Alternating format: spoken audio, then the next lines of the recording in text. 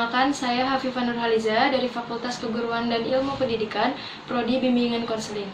Tujuan saya membuat video ini adalah untuk memenuhi tugas mata kuliah PLP 1 atau pengenalan lingkungan persekolahan. Tujuan dari PLP 1 sendiri adalah untuk membangun landasan jati diri pendidik dan memperkenalkan sekolah secara langsung. Narasumber-narasumber yang saya wawancarai berasal dari SMA Negeri 9 Jakarta. Berikut adalah beberapa pertanyaan yang sudah saya ajukan. Perihal kultur di sekolah, Bu. Bagaimana kultur sosial di sekolah ini, seperti kayak hubungan sosial antara guru dengan murid gitu. Seperti apa, Bu? Iya. Kalau di SMA 9 kulturnya termasuk antara guru dengan siswa, siswa dengan siswa juga termasuk yang bagus ya. Jadi kalau budaya di sini itu pagi, kalau itu tatap muka, kalau sekarang kan online ya. Pagi itu di depan begitu anak-anak masuk itu sudah disambut salaman oleh guru. Ini gurunya dijadwal hari Senin siapa, Selasa. Jadi setiap hari itu mulai dari jam 6 kurang guru sudah menyambut di depan gerbang untuk memberi salam kepada anak-anak yang datang. Nah, setelah itu setiap hari di sini ada tadarusan kurang lebih 15 menit yang muslim ya. Baru yang non muslim kan ada Katolik, ada Protestan, itu mereka langsung menuju tempat masing-masing, ada yang di aula, ada yang di ruang khusus untuk melakukan kebaktian. Ya, itu setiap pagi. Nah, di jam 12 istirahat kedua itu salat berjemaah ya, salat isya ya. Kalau salat zuhur maaf ya.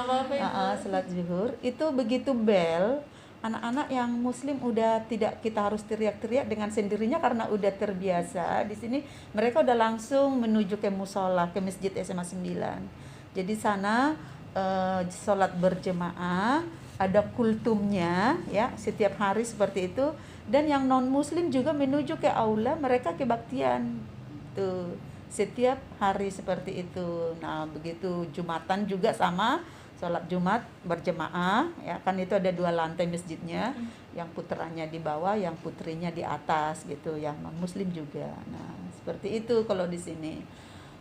Terus ini juga menurut sekolah-sekolah tetangga ya, karena kita tadinya sih merasa ya aturan kita ya seperti itu.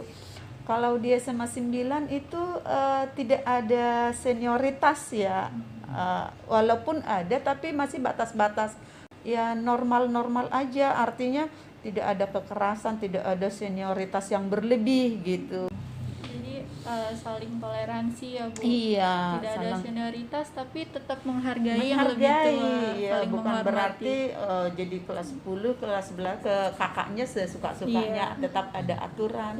Tapi yang si kakak juga bukan sesuka-sukanya mengatur, menyuruh apa adiknya, tetap hormat, dan yang si kakaan harus sayang gitu.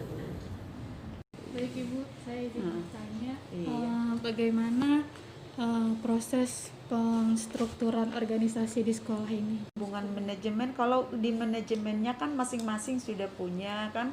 Kalau di sini kan ada kepala sekolah, lalu di bawahnya kan ada wakilnya 3, ada kurikulum, humas, dan kesiswaan. Wakil ini masih mempunyai staf ya, masing-masing ada stafnya 2 orang. Nah, itu langsung berkaitan kalau timnya, karena antara kepala tata usaha dengan kepala sekolah itu bukan atasan dan bawahan, karena mereka berbeda kan. Mereka itu adalah rekan kerja ya kan. Jadi artinya kepala sekolah bukan atasan KTU, atau KTU bukan atasan dari kepala sekolah gitu kan ya. Karena kan kalau kepala sekolah kan membawahi gurunya, sedangkan kalau tata usaha, kepala tata usaha membawahi bidang administrasi gitu kan ya. Jadi mereka adalah tim kerja, rekan kerja, mitra gitu kan ya. Nah, ya kalau kita kan ada alur-alurnya. Ya, masing-masing kan udah ada job deskripsinya, kesiswaan itu apa, humas apa, kurikulum apa, gitu kan. Nah, itu masing-masing akan memberikan tugas untuk ke stafnya masing-masing. Nah, jadi ya strukturnya dari guru ke wakil, dari wakil masuk ke kepala sekolah, seperti itu. Nah, bagian surat menyurat itu ada di tata usaha. Selanjutnya, pembiasaan positif apa yang sudah menjadi habit atau kebiasaan kamu? Kita di SMA 9 itu setiap pagi itu guru-guru sudah ada di depan pagar untuk memberikan salam, sapa dan senyum. Setelah itu kita ada juga ibadah pagi, selalu rutin setiap hari. Dan setiap siang ada sholat zuhur. Sudah situ saja. Sudah. Oke. Iya Pak, saya izin bertanya. Dalam struktur BK di 9, satu guru memegang berapa siswa Pak, kalau boleh tahu? Ya, kalau saat ini karena guru BK ada 9, ada 3, maka pembagiannya per level kelas ya. Per level kelas ini belakangan ini saya kebetulan ngikutin, kalau model kepala sekolah sekarang itu ngikutin siswanya. Ya, mulai sekarang itu kepala sekolah menghendaki mengikuti siswanya. Jadi sebagian besar guru ya mengikuti siswanya, kalau dia naik ke kelas 11 ikuti kelas 11 ya. Kebetulan kemarin saya ngajar kelas 11, sekarang ya akhirnya menjadi kelas 12 gitu. Yang kelas 12 Umar Tiara Ilham itu kembali ke kelas 10 gitu. Kalau dalam proses pembagian layanannya bagaimana Pak? BK sendiri itu ada namanya piket BK.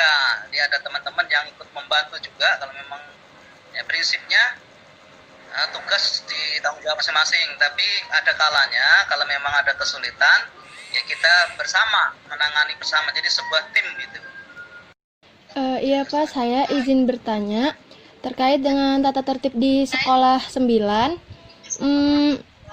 Bagaimana Bapak menangani siswa-siswa yang melanggar tata tertib? Dan di aturan tata tertib SMA 9 itu ada semacam mekanisme dalam penanganan masalah. Ya, misalnya seperti keterlambatan, kalau masih terlambatnya sekali 2 kali biasanya ditangani oleh guru piket. Kemudian kalau terlambatnya sudah mulai 3 kali ya diserahkan kepada wali kelas. Nanti kalau sudah 4 kali, 5 kali ditangani wali kelas nggak bisa, ke 6 kali ke BK, begitu. Ya. Ini BK kita panggil orang tuanya, ya kita ajak diskusi, kita ajak bimbingan, kita konseling. Ya. Kalau memang nggak selesai juga biasanya naik ke manajemen. Urutannya begitu. Jadi ada mekanisme penanganan. Nah, biasanya solusi apa yang Bapak lakukan agar menimbulkan efek jera nih buat si anak biar nggak melanggar tata tertib yang sering dilakukan itu?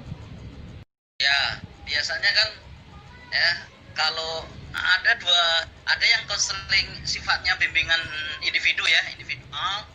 Ya, ada juga pernah kita buat semacam bimbingan kelompok. Jadi kita kasus yang sama kita kumpulkan ya, mereka sharing di antara mereka ya, menyampaikan permasalahannya. Biasanya yang serupa ya, misalnya anak-anak yang terlambat itu kita kumpulkan.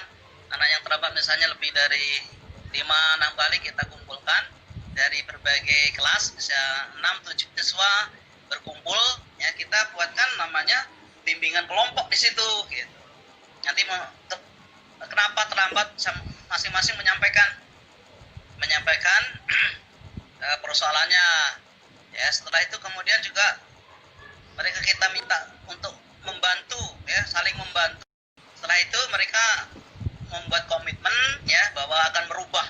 Itu biasanya yang bimbingan kelompoknya semacam itu kita lakukan. Kita catat pernyataan mereka yang ingin dijalankan ke depan seperti apa ya, komitmen dia itu nanti seperti apa begitu. Itu yang sifatnya tadi yang umum ya, persoalan umum seperti keterlambatan, seperti absen misalnya seperti itu.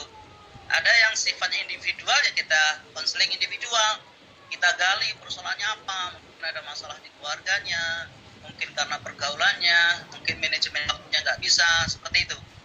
Ya, kita ajak berpikir ke depan, ya, kita diskusi, kita kasih arahan, ya.